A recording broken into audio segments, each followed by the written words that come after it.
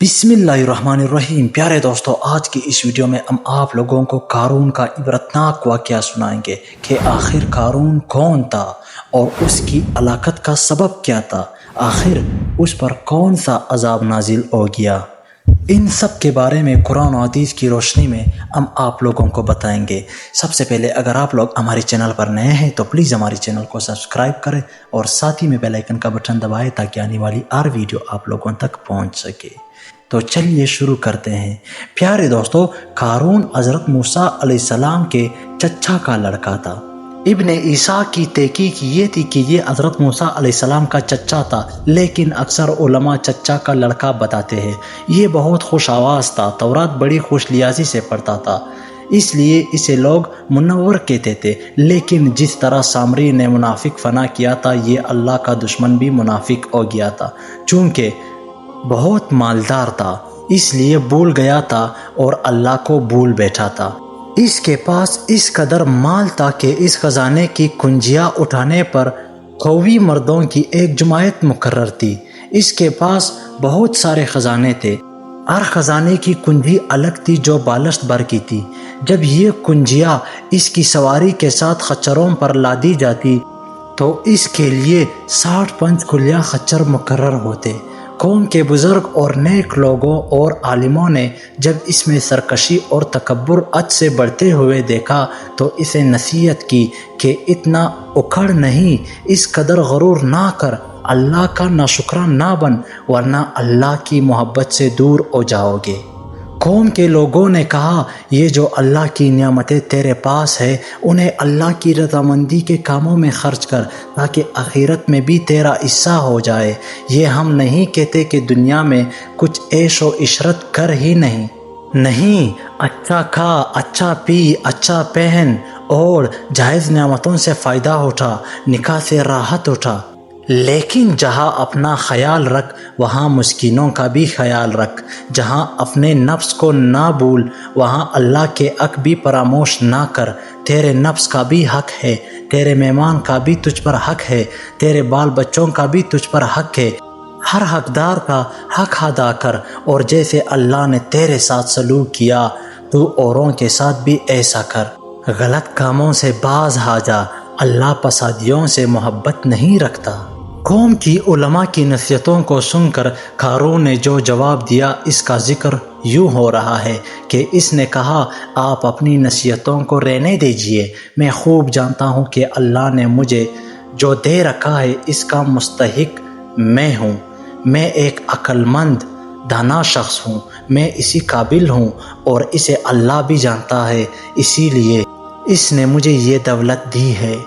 پیارے دوستوں، کہتے ہیں کہ قارون جب ان حرکتوں سے باز نہ آیا تو قارون کی ہلاکت کچھ یوں ہوئی کہ حضرت موسیٰ علیہ السلام نے بددعا دی تھی۔ اس کے سبب میں بہت کچھ اختلاف ہے۔ ایک سبب تو یہ بیان کیا جاتا ہے کہ قارون نے ایک فاحشہ عورت کو بہت کچھ مال دے کر اس بات پر آمادہ کیا کہ عین اس وقت جب حضرت موسیٰ علیہ السلام بنی اسرائیل میں کھڑے خطبہ کہہ رہے ہو، وہ آئے اور آ کر اس سے کہے کہ تو وہی ہے جس نے میرے ساتھ ایسا کیا۔ اس عورت نے یہی کیا۔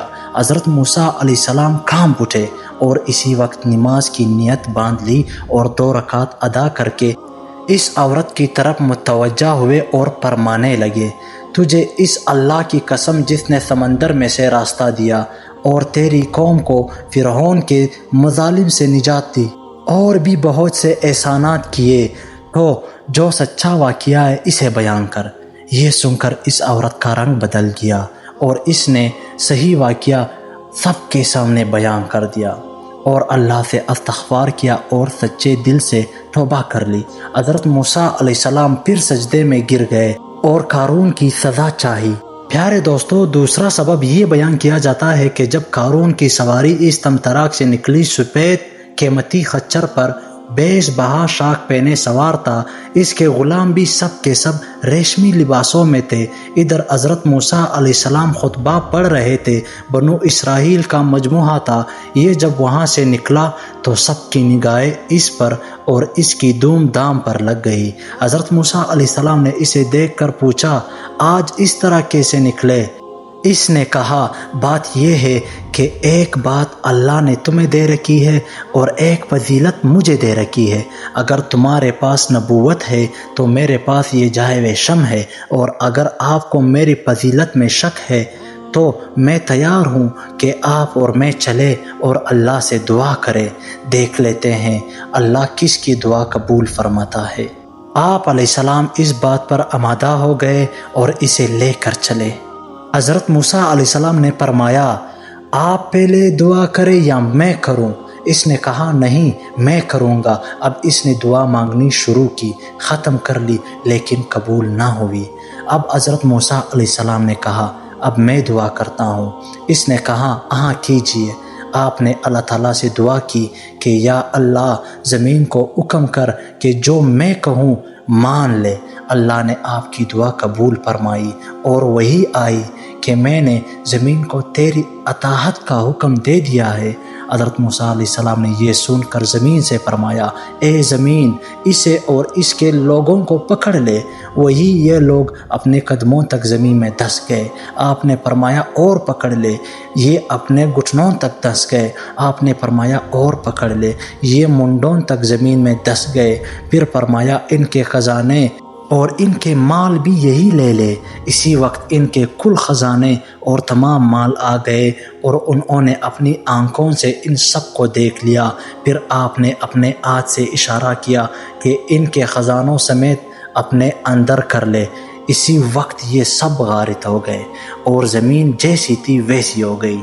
مروی ہے کہ 7ویں زمین تک یہ لوگ بقدر قد انسان نیچے کی طرف دنسے جا رہے ہیں، قیامت تک اسی عذاب میں رہیں گے۔ اللہ تعالیٰ ہم سب کو نیک راہ پر چلنے کی توفیق عطا فرمائے۔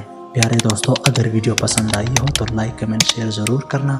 ویڈیو کی اختتام یہی پر ہوتی ہے۔ اللہ حافظ۔